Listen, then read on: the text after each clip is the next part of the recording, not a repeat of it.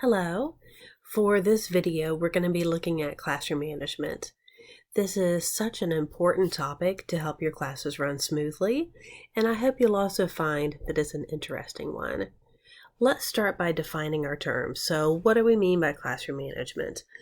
I love this definition below. It is not from your textbook, but I do think it's one that makes a lot of sense. That it's all about creating and maintaining and keeping it up all year long, a positive and a productive classroom. This is one of those things that I think can make or break your school year. In fact, there are a large number of teachers that end up quitting within the first 5 years of teaching. And when they're surveyed to ask why did they quit, this is the number one reason, that they just simply couldn't get their classes organized and under control. So, positive and productive classroom. Establishing it, keeping it up all year long. It's not easy. Here's just a funny video from Kindergarten Cop to show what it feels like when there's a complete lack of classroom management. You know, kindergarten is like the ocean. You don't want to turn your back on it. They're okay. Don't worry. Everything is under control. No. Monsters. What is this?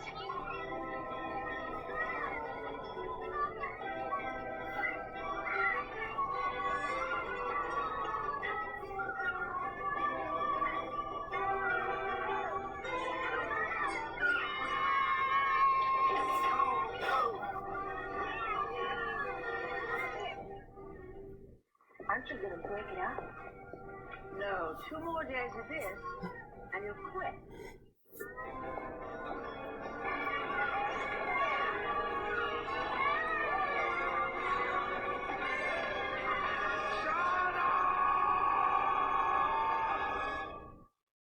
Shut up!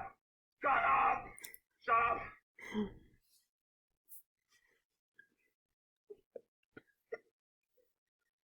No. Don't start this.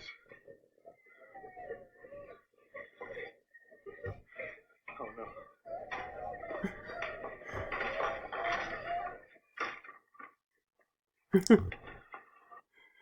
And you can see the chaos was because there was no structure in place, and his exaggerated response was because he didn't even know how to handle it. So classroom management is key. Why is it important? Well, studies have found that your students are going to learn more and they're going to want to learn. They're going to be more motivated to learn if you happen to have a well-managed class. So now this is just an intro course. So we're just going to be looking at the basics of what do we mean by classroom management. Let's start by the fact that there are really 3 different areas that you need to think of in classroom management. The first one is your content. You know, understanding, looking at the physical environment, looking at room arrangement, looking at how your classroom is set up, looking at the procedures that you need for your day to run. What do the students need to do when they walk into the classroom? What do they need to do if they need to go to the restroom? How do they get out art supplies? How does your instruction take place? What do you do during group time? What do you do during discussions? All of that. So management of the content, management of the teaching that is occurring. Here are some examples I wanted to show you of just some procedures that might occur while you're looking at managing how your content occurs. So on the far left, you have how you might handle telling your students when you need their attention and what they should do. In the middle, how they're going to line up to go down the hallway. And then the last one, perhaps what they need to do at the end of the day, that before they are dismissed, these are the things that need to occur. The second area of classroom management is conduct. So looking at your students' behavior, establishing rules and guidelines to ensure appropriate behavior and a distraction-free learning environment.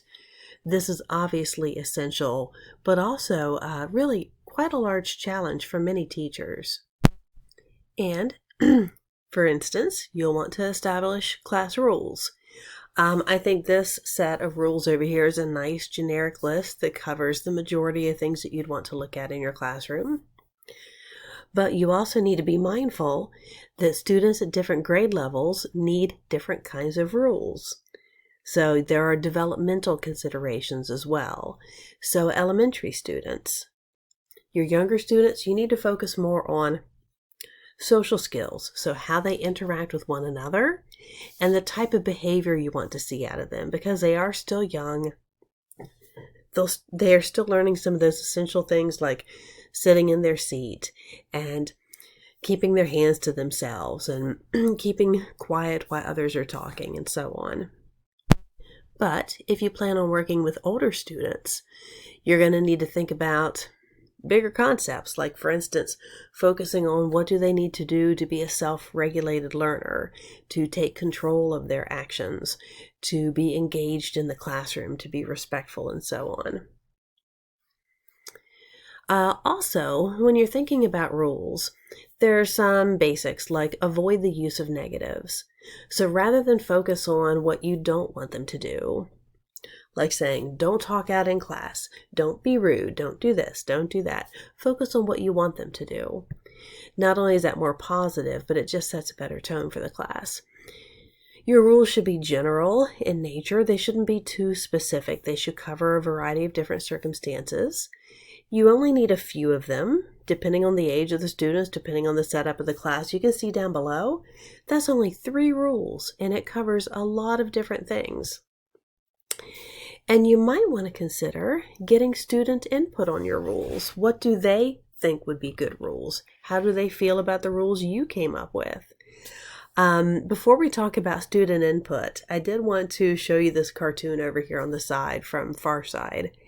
I think it does a good job doing a parody of bad rules and the things we just talked about. What do they all start with? No, no, no, no, no, no. So they're all negative. Are they specific? Yeah, they're extremely specific. So you can see, again, those don't at all fit what we were talking about. But back to the idea of getting student input. How can teachers do that? Well, you might even just want to start your first day of class with a discussion of, why do we need rules? Why are rules important in the classroom? Why might they help us? You then might also want to consider perhaps putting them in groups, telling them to create sets of class rules, compare them to the ones that you came up with. You might even want to consider, once it's all said and done, having them sign some sort of an agreement or behavior contract showing that they agree with your rules. Now, you might think that that sounds like a lot of work. Why do you think it might be helpful to take that time? To perhaps even have your first day be a big chunk of your activities. Why might this be helpful? Well, let's see what the experts say. Is basically that it's going to really increase their buy-in. I love this meme down below. It's harder to break the rules if you help to make them. So the students will have more buy-in. They're going to be more likely to follow your rules and perhaps to even help you enforce them. So it can have a lot of payback for you to spend that initial time getting student input. Then another great side effect is that they're going to recognize that you respected their opinion. And that will go a long way towards increasing the amount of respect that you receive in return. All right, so our third and final area of classroom management is called covenant management. So a covenant looking at perhaps the agreement or the relationship between parties, between people. So this is about managing the relationships in the classroom. What goes along with this are things like, do you have good communication skills? Are you listening to your students? Are you able to speak clearly with them so that they understand you? Do you understand all the things in the classroom that might impact those social relationships? Like how you handle discipline affects your relationship with your students. And what do you do when it comes to trying to really create a positive climate so that your students feel good in your classroom? Here's a short video just talking about the intangible nature of the positive classroom climate.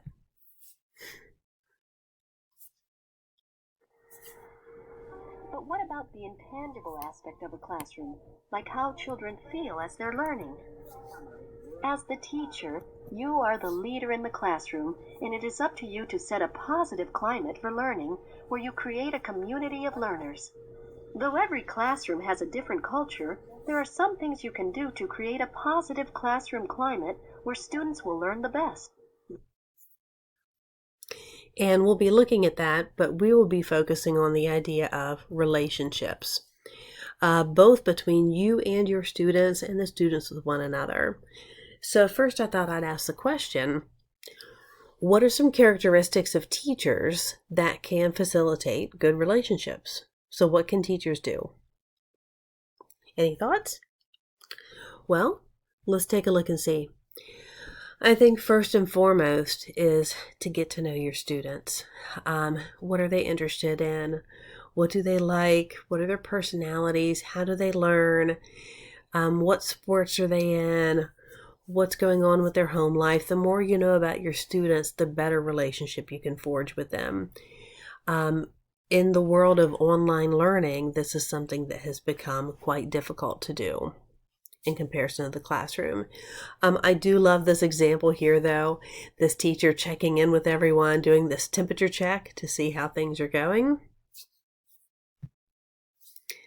There are a lot of little things you can do. Talk with them during lunch.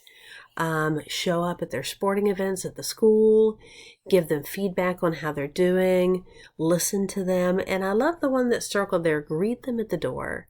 That might sound like a little thing, but studies have actually shown that if you just take that moment to greet them at the door, that students will be more engaged in your classroom. Let alone this fairly popular video showing how creatively this teacher welcomes his students each morning.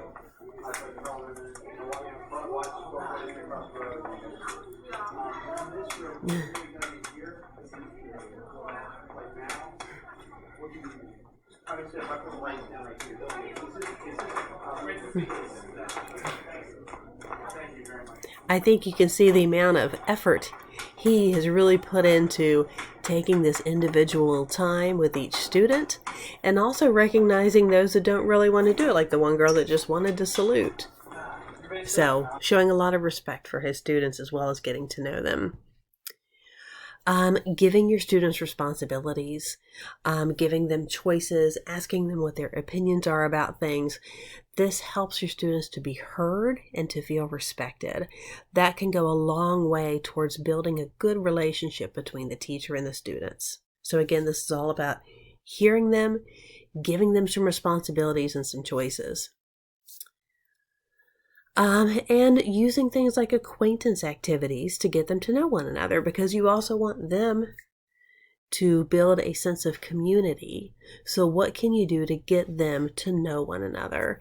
There are all sorts of icebreakers out there. These are just a couple of examples, whether the one on the left is more about having the students introduce and describe themselves. The one down below is more where they go around and interact and have to find others who have similar characteristics. These can be a lot of fun as well as being helpful during the first day or the first week of class. Here's an example of something that my daughter put together for kindergarten. So her very first show and tell was called a Get to Know You, and you were supposed to bring in pictures to help introduce you to your classmates. So this is what she came up with. You also want to see what can you do to really encourage classroom community, to help them feel cohesive, like they're part of a group, that they learn to cooperate and work well with each other. So yes, this will be helpful for group projects, but it's helpful throughout the entire year if they feel like they're part of a unit. I thought this was a really cute idea. It's called the Warm Fuzzies. So having activities or things that encourage them to be kind to one another. Here's another one. So this was a teacher that had their students write compliments to one another. And here is a way you can see that you can encourage this through online learning. So this was when students were first sent home for COVID. This was April 2020. And so this is my daughter's first grade class. And the teacher set up Zoom meetings every week and would have the students share things that they had been doing to try to keep them cohesive, even though they were all separate and at home. Okay, so when it comes to classroom management, something else to think about is your relationship with parents. Parents have a role when it comes to classroom management because your relationship with them is going to affect how things happen in your classroom. So some suggestions, and this is a short list, but try to get parents to come into the classroom. Try to encourage them to come in, to volunteer their time and talent, to read stories, to help out at lunch or recess. The more that parents spend time on school grounds in your classroom, the better off, typically, assuming that they are wanting to be helpful. Here's an example from Columbus City Schools, where they actually brought in parents, this was, I believe, in the evenings, to have parents share their opinions on things going on around the school. Some other things, talk with parents when they come to pick up their children. Just take a moment to chat with them, see how their day was going. Call parents, and especially call the ones that you don't know well, to reach out to them. Maybe ask them for their assistance on something. Ask them for some more information that you want to get to know their child. On the left, I have an example of a post that I saw of a particular school where they require all of the teachers to call parents. And I'd like to point out that not all phone calls to parents have to be bad ones. You can call because you have something nice to say, that you want to compliment their child on something that they did or said throughout the day. Those can be extremely meaningful to parents.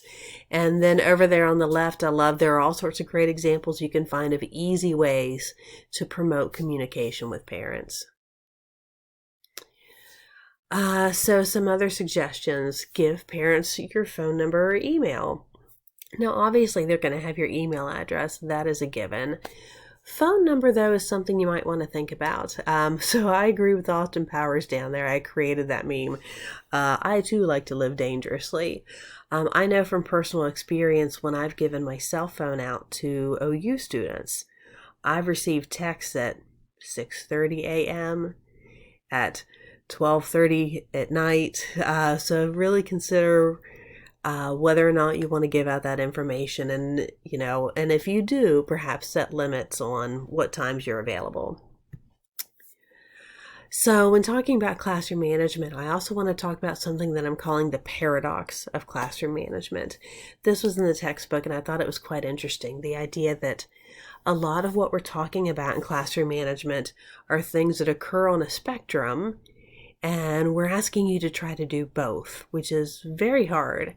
So to both have rules and structure, but also you want your students to have freedom and to have choice and flexibility. It is hard to do both, to have a nice structured environment that also has flexibility. And again, keeping in mind that same idea of having structure or order, while also saying, and I want my students to be spontaneous, and I want them to be active. Or talking about the importance of following directions and following rules, while also wanting your students to remain intellectually curious. Well, so it's like saying, I want you to do it A, B, C, and D, but it's also great if you're creative at the same time. So there are a lot of paradoxes within the world of classroom management. Now, here's going to be where we pause.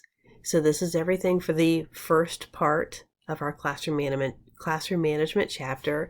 When we come back, we're going to be looking at how do you build a personal philosophy of classroom management, and we'll also be looking at some other issues as well. So, thank you.